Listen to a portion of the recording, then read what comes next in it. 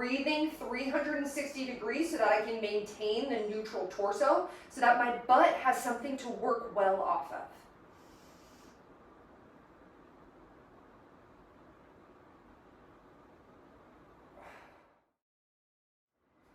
Today we're going to work on a goblet box squat.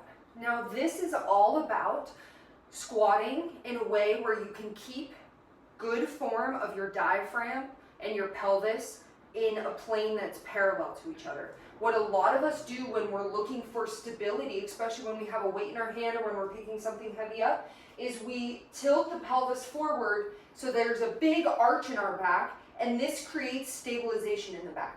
However, this stabilization is on the facet joints of the back, and over a long period of time, it's not a sustainable way for your back to be stabilizing over and over and over. You might feel fine right now, but eventually it's not going to feel great.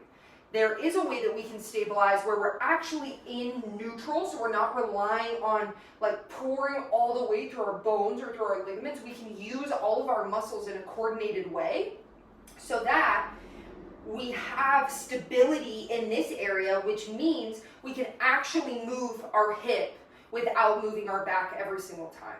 And this nuance is a huge deal when it comes to back health. So what this looks like is you're going to find something to squat to, the box. I'm using a stool right now. You are going to use whatever you need so that it's at the right height so that you're not losing your form as you're doing it. And a great way to do this is to video yourself and make sure, is your diaphragm and your pelvis actually staying in the same plane even at the bottom? And if it's not, bring the box up a little bit higher, okay? And what this box allows us to do is to squat without having to think about every single time, okay, where do I lose my form? Where do I lose my form? It allows us to just have an external way that we're going down this far because this is as far as we can do with good form today, all right? So it's a great stepping stone. So what this looks like is you're going to have the weight in your hand in a goblet way, which means like this, okay? And you're going to set yourself up with your legs and feet as wide as you need to for your hips and what your coach told you is going to be best for your body. If you have any confusion or questions about that, reach out to us. That's what we do. And then you're going to, for most people, you're going to need to pull the suspenders up on the front of your hips or posteriorly tilt your pelvis, which I'll show you from the side. Here's anterior tilt, which compresses the low back like we talked about. I want you to tip it the other way so it makes your low back longer and you're in more of a neutral position in your spine, okay? This means the waistband of my pants is actually parallel to the floor, which is actually parallel to my diaphragm. I'm going to make sure my weight is evenly distributed between the tripod of my foot, which is underneath the knuckle of the big toe, underneath the knuckle of the baby toe, and on the calcaneus or the heel bone. And I'm going to keep that the entire time. If at the bottom I notice, oh my God, my weight is all the way in my heels or all the way on the outside of my foot, that is a great indicator that you're not moving as well as you could be and you're avoiding or rolling away from something that you're not strong in. So stay focused on keeping yourself centered on your feet, and you're not going to let the weight come down, your weight of your body come down onto the box. You're going to tap it just like if you were to imagine there was a plane of glass right here and a baby sleeping on it.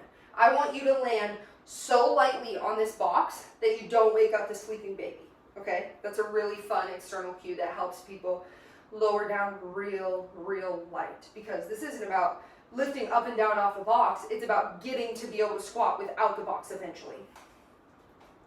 Okay, and I'm using the corner of this box for a reason.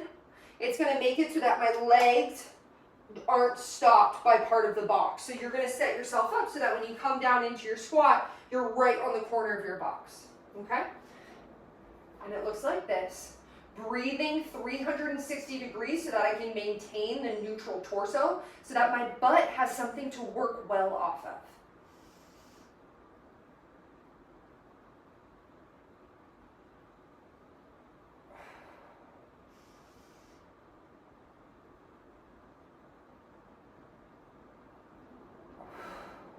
One more.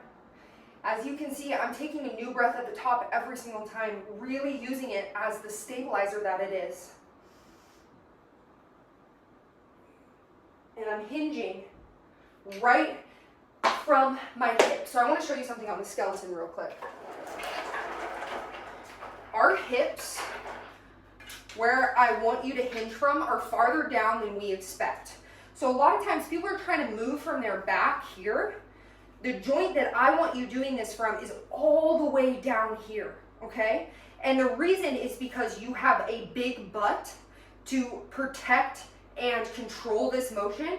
If we do the motion up here, we have much smaller muscles that aren't as good at taking the force, and it's gonna lead to injury with time.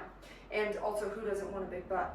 So, visualizing that in your mind, that as you go down, that is where you're hinging from. Okay, I'm done with you, Doc.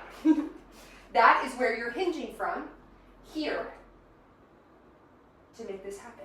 And not everyone's gonna have to bend over as far as I do. It has to do with the morphology and the shape of my hip. Enjoy this box squat, box goblet squat.